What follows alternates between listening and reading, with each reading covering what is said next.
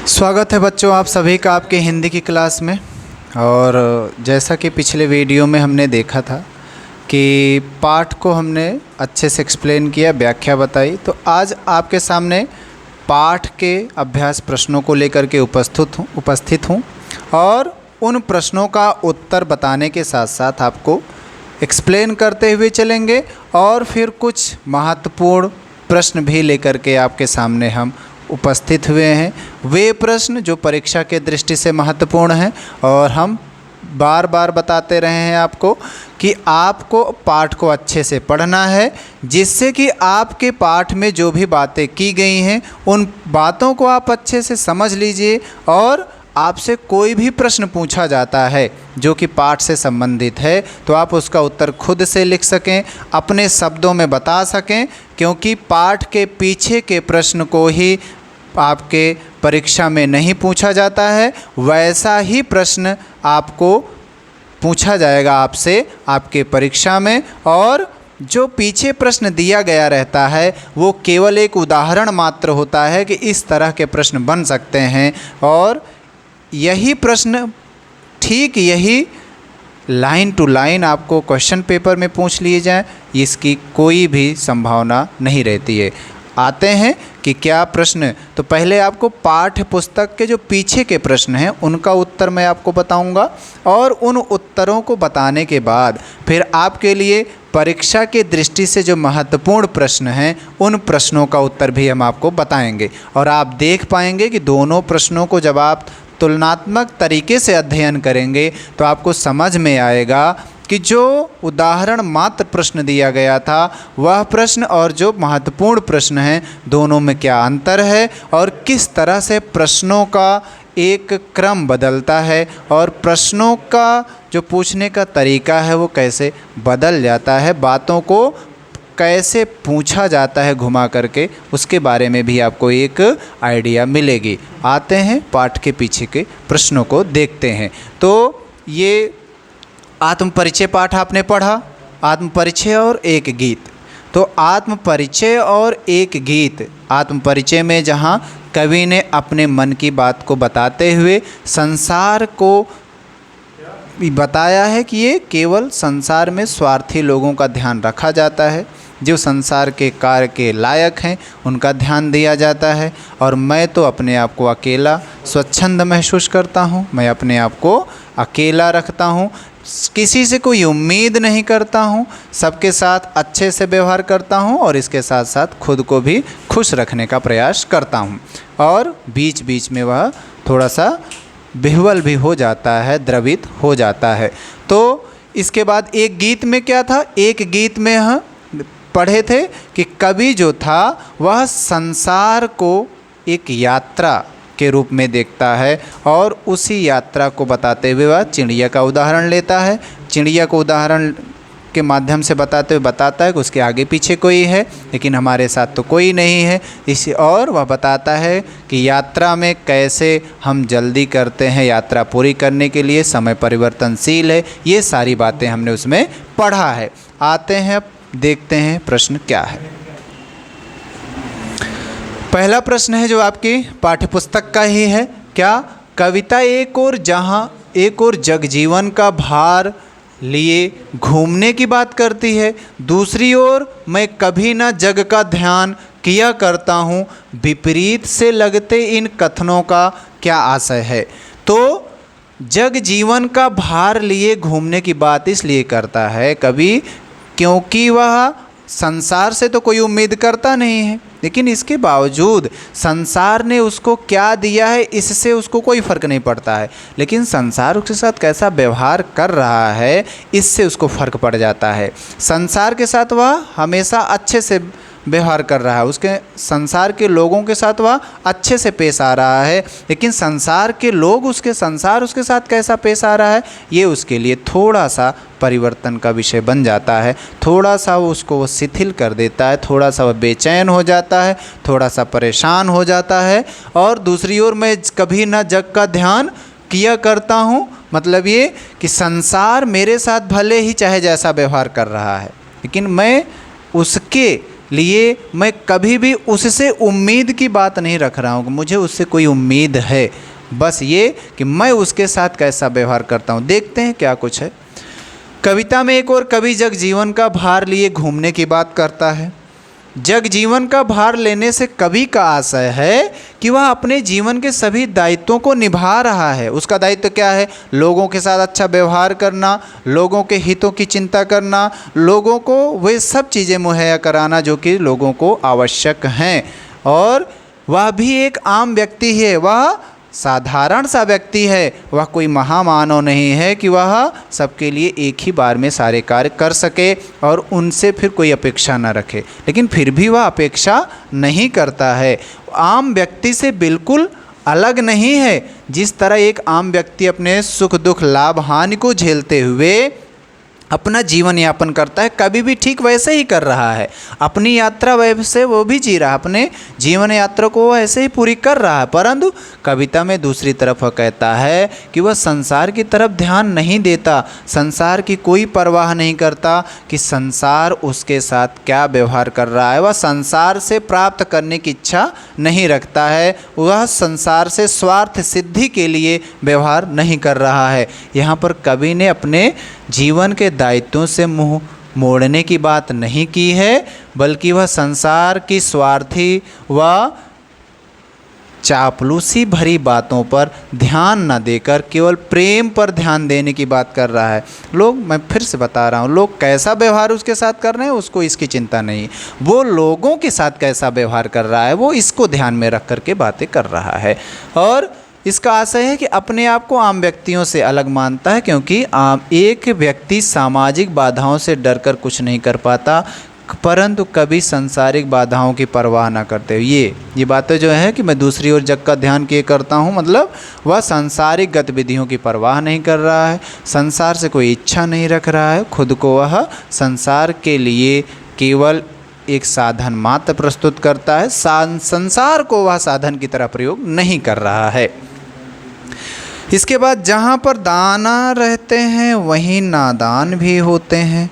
कवि ने ऐसा क्यों कहा, ये थोड़ा सा यहाँ पर ये मतलब ये नादान का मतलब मूर्खता से है। जहाँ पर अच्छे लोग रहते हैं वहीं पर नादान लोग भी रहते हैं। मतलब ये कि जहाँ स्वार्थी लोग रहेंगे वहीं ऐसे भी लोग हैं जो समाज कल्याण का कार्य करते हैं। स्वार्थी लोगों का काम क्या है? केवल और केवल अपनी इच्छा की पूर्ति करना, अपने लाभ के लिए कार्य करना, जहाँ पर उनका फ़ायदा हो वैसा कार्य करना, किसी के हित की बात ना करके अपने हित की बात करना।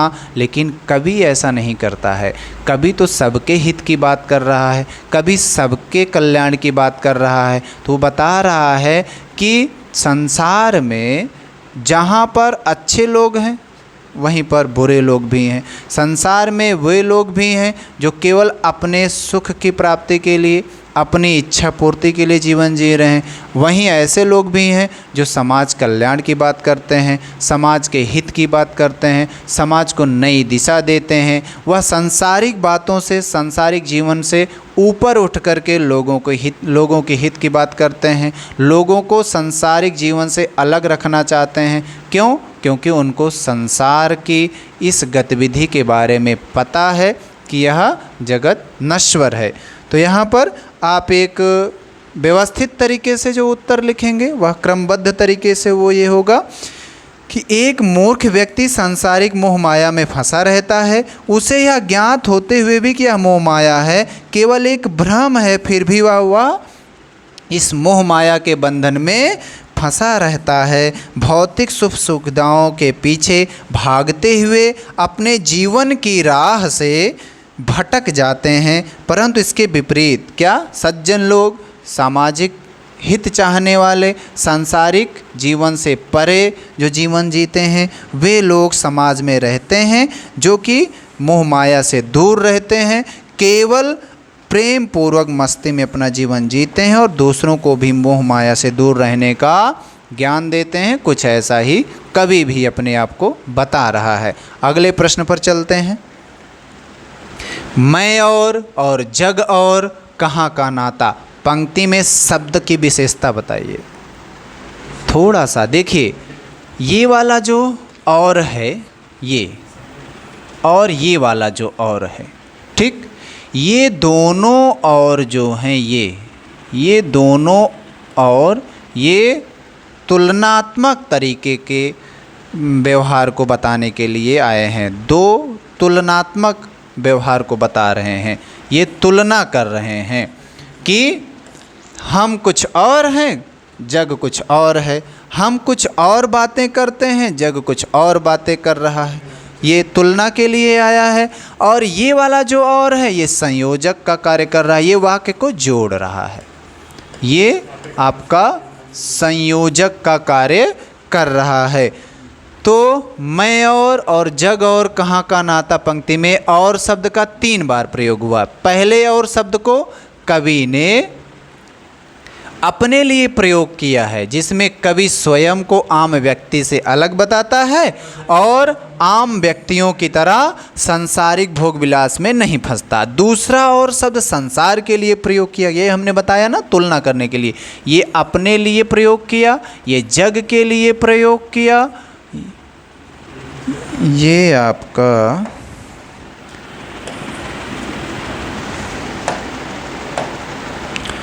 ये जग के लिए प्रयोग हुआ है और ये स्वयं के लिए प्रयोग हुआ है। किसके लिए?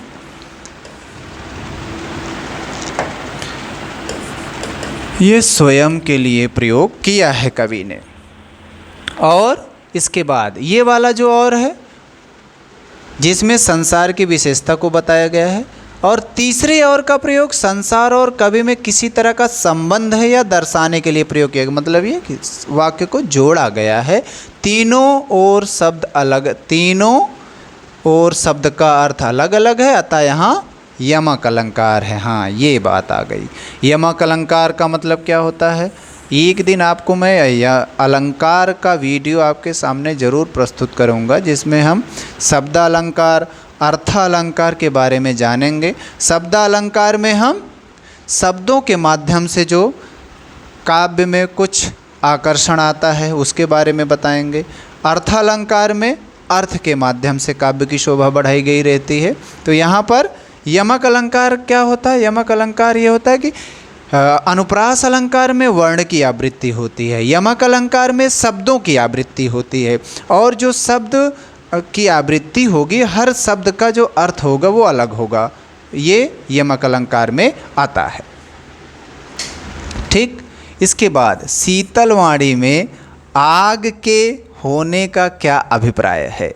शीतल वाणी में आग के होने का क्या अभिप्राय है? तो शीतल वाणी में आग पंक्ति में कवि ने विरोधाभास अलंकार का प्रयोग किया है।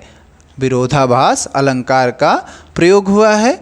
कवि की वाणी भले ही शीतलता प्रदान करने वाली है, परंतु उसके मन में समाज के प्रति विद्रोह है, असंतोष का भाव है। कवि प्रेम रहित संसार को स्वीकार नहीं करता है। तो विरोधाभास क्या होता है? विरोधाभास में एक दूसरे के विरोध में बातें की जाती हैं और यहाँ पर शब्दों के माध्यम से ही बातें की गई रहती हैं। इसके बाद यहाँ पर कवि अपने शब्दों के माध्यम से लोगों के दिलों में उत्साह व जोश जगाने की असीम शक्ति रखता है। इसी कारण शीतल वाणी में आग कहा गया है।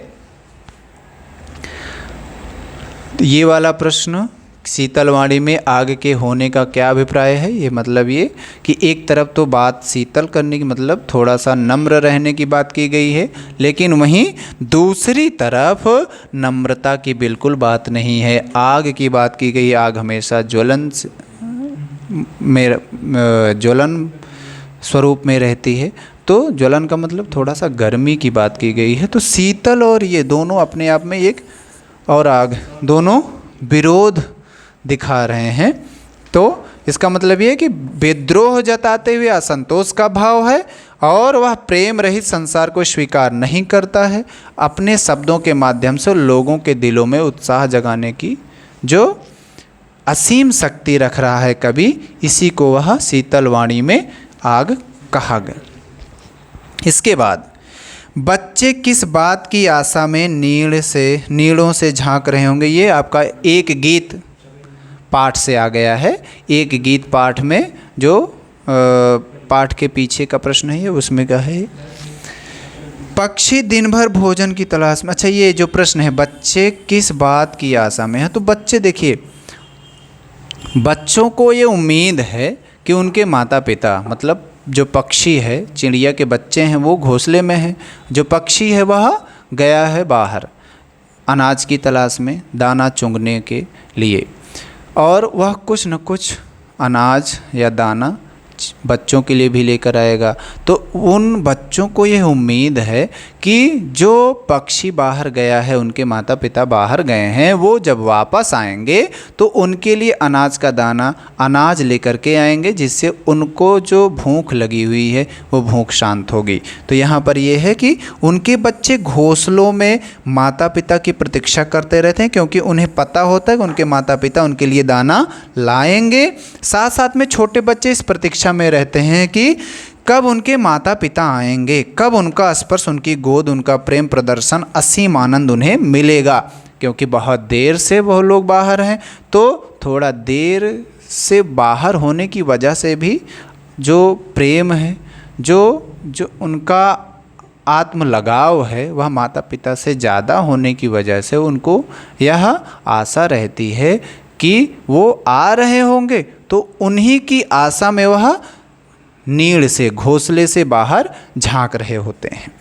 अगला प्रश्न आते हैं, दिन जल्दी जल्दी ढलता है कि आवृत्ति से कविता की किस विशेषता का पता चलता है। तो दिन जल्दी जल्दी ढलना का मतलब समय के परिवर्तनशील होने की बात की गई है, समय के बदलने की, समय के बीतने की बात की गई है। तो यहाँ क्या है, प्रकट होता है कि समय प्रगतिशील है, किसी की प्रतीक्षा नहीं करता है, वह बदलता रहता है, परिवर्तनशील है। जब व्यक्ति अपने लक्ष्य की तरफ बढ़ता है और उसे पता होता है कि बस कुछ ही क्षणों में लक्ष्य मिलने वाला है, तो वह इसके लिए अपनी गति को बढ़ा देता है। लेकिन जल्दी जल्दी समय बीतता उसे प्रतीत होता रहता है, क्योंकि उसको लगता है कि समय बीत रहा है। यहाँ पर इस पंक्ति की एक और विशेषता यह है कि इस पंक्ति के कारण कविता में एक लय आती है, जिससे कविता अधिक प्रभावी लगती है, आकर्षक लगती है। अब इसके बाद आत्म परिचय कविता पर आधारित कुछ महत्वपूर्ण प्रश्न, जो कि परीक्षा के दृष्टि से थोड़ा सा आपके लिए ज़्यादा महत्व रखते हैं। कवि जग जीवन को भार क्यों समझता है। जो कवि है वह संसार को, भार को किस तरह से, संसार को भार की तरह क्यों देख रहा है। तो कवि जग जीवन को भार समझता, क्योंकि संसार में जीवन का भार अर्थात सांसारिक कठिनाइयों अथवा जिम्मेदारियों का बोझ उठाता घूमता है, जबकि कवि को इन जिम्मेदारियों को निभाने से अधिक अपने जीवन को प्रेम व मस्ती से जीना पसंद है, जिस कारण कवि को जग जीवन भार प्रतीत होता है। उसको भार इसलिए प्रतीत होता है, क्या कारण है, क्योंकि सांसारिक कठिनाइयाँ जरूर आती हैं। इन्हीं कठिनाइयों की वजह से वह जग के जो जीवन को वह थोड़ा सा भार की तरीके से देख रहा है। बाकी तो वह स्वच्छंद व्यक्ति है, वह अपने आप को स्वतंत्र रखना चाहता है। कवि के मन को किसने झंकृत कर दिया।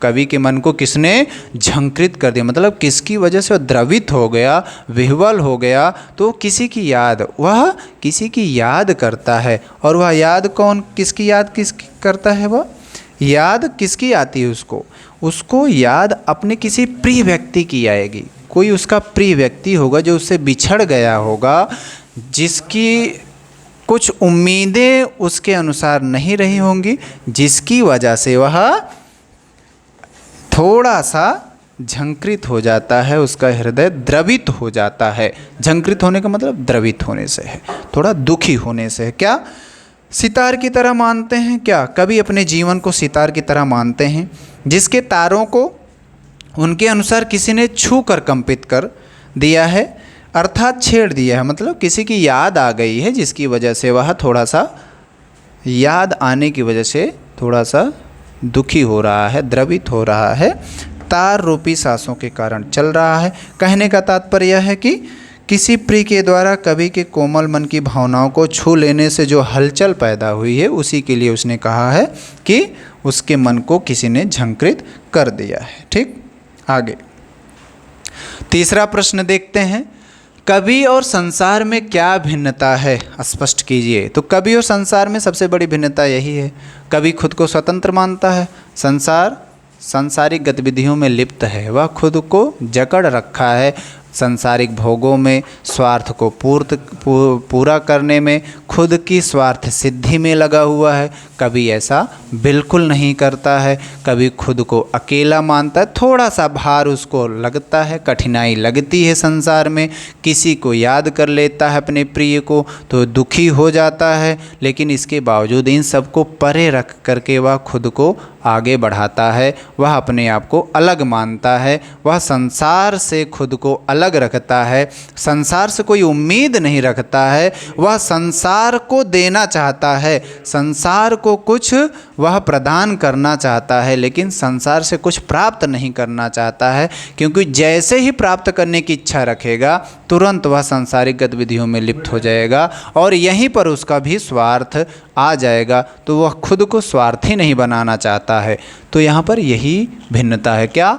कवि के अनुसार उनके जीवन में जो प्रेम मिला है वह उसी प्रेम रूपी मदिरा अर्थात शराब को पीकर उसके नशे में मस्त रहते हैं। वही कि मतलब वो खुद की जो उनकी तन्मयता है, जो उनका खुद की स्वतंत्रता का भाव है, वो उसी को लेकर रहना चाहता है, वह उसी में खुद को मस्त रखना चाहता है। वह नहीं चाहता कि कोई उसको इन संसार की गतिविधियों में लिप्त करके दुखी कर सके, क्योंकि वह थोड़ा सा सोच लेता है तो वह दुखी हो जाता है, तो सारी बातों को जान लेगा तो वह परेशान हो जाएगा। क्या? उन्होंने कभी संसार की परवाह नहीं की, क्योंकि कवि के अनुसार यह पूरा संसार उन्हीं को अधिक महत्व देता है या उन्हीं को पूछता है जो उनके इच्छा के अनुसार चलते हैं, उनका गुणगान करते हैं। तो ये इच्छा के अनुसार चलते हैं और गुणगान करने का मतलब स्वार्थ पूर्ति की बात है यहाँ पर। लेकिन कभी अपने मन की इच्छा के अनुसार चलता, अर्थात कभी नहीं, कभी वही करता है जो उसका मन करता है। दुनिया उसके बारे में क्या कहती है इससे उसको कोई फर्क नहीं पड़ता है। अगला प्रश्न है, कवि को कैसा संसार पसंद नहीं आता और कवि कैसे संसार में रहना पसंद करता है? कवि को स्वार्थ वाले संसार, जहाँ पर स्वार्थ की पूर्ति के लिए, जहाँ पर सांसारिक गतिविधियों में हर कोई लिप्त है, जहाँ पर केवल और केवल अपने फ़ायदे की बात की जाती है, वह संसार पसंद नहीं आता है। वह केवल ऐसे संसार में रहना पसंद करता है जो उसके कल्पना के अनुसार चल रहा हो, और उसकी कल्पना क्या है? खुद को स्वतंत्र रखने का, खुद को खुश रखने का, संसार की गतिविधियों में खुद को लिप्त ना करने का, जिससे कि वह दुखी ना हो, क्योंकि वह पहले से ही थोड़ी सी बात जान करके दुखी हो जा रहा है। तो अगर पूरी तरीके से खुद को लिप्त कर देगा तो और दुखी हो जाएगा।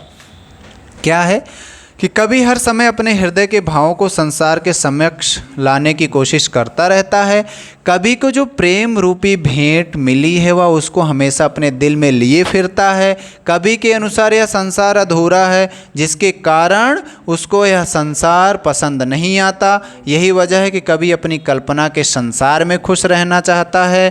कहने का तात्पर्य है कि कवि को स्वार्थी व अपने स्वार्थ के बाद अपनी केवल भलाई चाहने वाले लोगों में रहने से अधिक अपनी कल्पना के संसार में, जहाँ केवल और केवल प्रेम की बात हो, वो पसंद है। ये वही बातें हुई कि संसार स्वार्थ से भरा हुआ है और वह स्वार्थ में नहीं रहना चाहता है।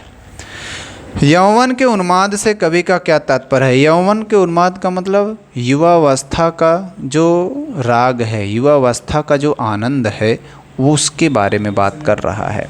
क्या? कभी अपने युवावस्थान पागलपन की मस्ती में घूमता रहता है। इस पागलपन के कारण वह अनेक दुखों व निराशा का सामना भी करता है और इन दुखों को लिए घूमता भी है, और इसी यौवन उन्माद के कारण ही उसके ऊपर इन दुखों का कोई असर भी नहीं होता है। ये निराशा के साथ जी रहा है, ये बात सही है, लेकिन उसके ऊपर असर नहीं करते हैं। वह किसी अपने प्रिय को याद करके बाहर से तो हंसा जाते हैं, लेकिन अंदर से वह द्रवित हो जाता है। मतलब ये कि जो उसका यौवन का समय है, जो उसकी युवावस्था है, वह उसको प्रसन्न रख रही है, लेकिन जैसे ही उसको किसी प्रिय व्यक्ति की याद आती है तो वह द्रवित हो जाता है। और इसके साथ साथ जो उसके पास युवावस्था का अपना अलग आलम है, उसका अपना राग है, अपनी मस्ती है, उसी में खुद को प्रसन्न रखना चाहता है, वह संसार में लिप्त नहीं होना चाहता है। आगे अगले प्रश्न पर आते हैं। नादान वही हैं हाय जहाँ पर दाना। पंक्ति में कवि क्या बताना चाहता है? तो ये वही कि नादान व्यक्ति वहीं रहते हैं जहाँ पर दाना होता है, मतलब जहाँ पर वह अपने स्वार्थ को सिद्ध पाते हैं। मतलब दाना मिलने से मतलब जहाँ उनको आश्रय मिल रहा है, जहाँ उनको कुछ प्राप्त हो रहा है, ये वहीं रहते हैं। लेकिन इसके साथ साथ अच्छे लोग भी वहीं रहते हैं, जो केवल इसलिए नहीं रहते कि उनको स्वार्थ की पूर्ति हो जाए उनके, बल्कि इसलिए रहते हैं कि वह समाज का कल्याण कर सकें। क्या इस संसार में लोगों ने सत्य को जानने की कोशिश की, परंतु कोई भी सत्य को नहीं जान पाया और बिना सत्य जाने ही इस संसार को छोड़कर चले गए। कवि बताते हैं कि नादान अर्थात मूर्ख भी वहीं होते हैं जहां समझदार और चतुर होते हैं। कवि के कहने का तात्पर्य है कि हर व्यक्ति अपने स्वार्थ को पूरा करने में लगा है, समृद्ध बनने में लगा है, भोग विलासता का जीवन जीने में लगा है, सुख चाहता है, सुख को प्राप्त करने में लगा है, आनंद ही आनंद उसको चाहिए। लेकिन इसके इतर वह यह भी नहीं जान पाए हैं कि ये सब चीज़ें हमेशा के लिए नहीं हैं, ये शाश्वत नहीं हैं, ये नश्वर हैं, ये नष्ट हो जाएंगे, इनका कोई भी एक निश्चित समय, इनका हमेशा रहने का कोई ठिकाना नहीं, कोई भी कन्फर्मेशन नहीं है। यह सब जानते समझाते हुए भी अगर यह संसार कुछ नहीं सीख पाता है तो इसे मूर्ख ही कहते हैं ना। यदि हम जान रहे हैं कि ये मिथ्या है और फिर भी हम उस बात को ही प्राप्त करने में लगे हैं, हम जान रहे हैं कि सुख क्षणिक है लेकिन फिर भी उस सुख को प्राप्त करना चाहते हैं, तो ये हमारे लिए नादानी की बात होगी और ये हमारे लिए मूर्खतापूर्ण कार्य होगा। आगे कभी कहते हैं कि वह इस बात को जान चुका है और कभी यही जान चुका है, इसीलिए वह अपने अलग आलम में रहता है। उन्होंने इस दुनिया में रहते हुए जो भी सांसारिक बातें सीखी वह भूलना चाहता है। इसलिए भूलना चाहता है क्योंकि वह जान चुका है कि संसार का सत्य क्या है। संसार में केवल और केवल दुख मिलता है, सुख तो क्षणिक होता है, दुख भी आता है, सुख भी आता है, कुछ भी परमानेंट नहीं है। आगे कवि का और संसार का क्या संबंध है? तो कवि और संसार का संबंध यही है, कवि जो है वह खुद को संसार से अलग मानता है, संसार नश्वर है, कवि खुद को अपनी कल्पना में लेकर के चलना चाहता है। वह मानता है कि संसार की जो चीज़ें हैं, संसार में जो बातें हैं वह नष्ट होंगी और वह यह बात जानता है कि नष्ट होगी, इसलिए वह खुद को इसमें उलझाना नहीं चाहता है और बताता है क्या कि कवि और संसार का कोई संबंध नहीं है। वह जब जान रहा है कि संसार नष्ट हो जाएगा तो इससे संबंध क्यों रखे, वह अपनी कल्पना की दुनिया में ही न जिए जहाँ पर कभी नष्ट ही नहीं होना है। आगे क्या बात है, कवि जिस तरह का व्यक्ति है संसार उससे बिल्कुल अलग है, अर्थात कवि और संसार में कोई समानता नहीं है। क्यों? क्योंकि संसार में हर कोई सुख प्राप्त करने में लगा है, चीज़ों को इकट्ठा करने में लगा है, स्वार्थ पूर्ण करने में पूरी तरीके से अपने आप को लगा दिया है। लेकिन कभी खुद को ऐसा बिल्कुल नहीं मानता है, कभी ऐसा करना नहीं चाहता है, फिर उसे मिटा देता। कभी कहता है कि यह संसार इस धरती पर सुख समृद्धि के साधन इकट्ठे करता रहता है, उसे धरती को कभी हर कदम पर, मतलब कभी किसी भी धन को इकट्ठा करने की चाह नहीं रख रहा है। कहने का तात्पर्य है कि कभी जिस धरती पर रहता है उसके अनुसार न चलकर उसके विपरीत व्यवहार करता है, मतलब संसार में लिप्त नहीं रहना चाहता, संसार के भोगों को प्राप्त नहीं करना चाहता, संसार में सुख को नहीं लेकर रहना चाहता। वह जानता है कि यह नष्ट हो जाएगा और फिर कष्ट भी हमें जरूर देगा। कभी संसार की कौन सी बात कभी को संसार की कौन सी बात समझ नहीं आती है, तो कभी को प्रेम की पीड़ा के कारण कभी का रोना। क्या? जब वह रोता है तो लोग कह रहे हैं कि ये गा रहा है, और जब वह और अच्छे से अपने दुख को प्रकट कर रहा है तो लोग कह रहे हैं कि ये लयबद्ध तरीके से गा रहा है, मतलब अपने लय को बना रहा है। क्या? कि प्रेम की पीड़ा के कारण कवि के मन का रोना अर्थात मन की पीड़ा शब्द रूप में प्रकट हुई और उसके इस रोने को संसार ने गीत समझा। वो अपनी पीड़ा को रोकर बता रहा है शब्दों के माध्यम से, तो लोग उसको गाना बता रहे हैं कि गीत है ये। आगे जब कवि की वेदना पीड़ा और अधिक हुई तो उसने अपने दुख को शब्दों के माध्यम से व्यक्त करना चाहा और संसार इस प्रक्रिया को मात्राओं का निश्चित मान अनुसार मतलब पद रचना लगने लगी। ये कविता जैसा लगने लगा उसको, और कवि को ये समझ नहीं आ रहा है कि यह संसार उसे कवि के रूप में क्यों अपनाना चाह रहा है।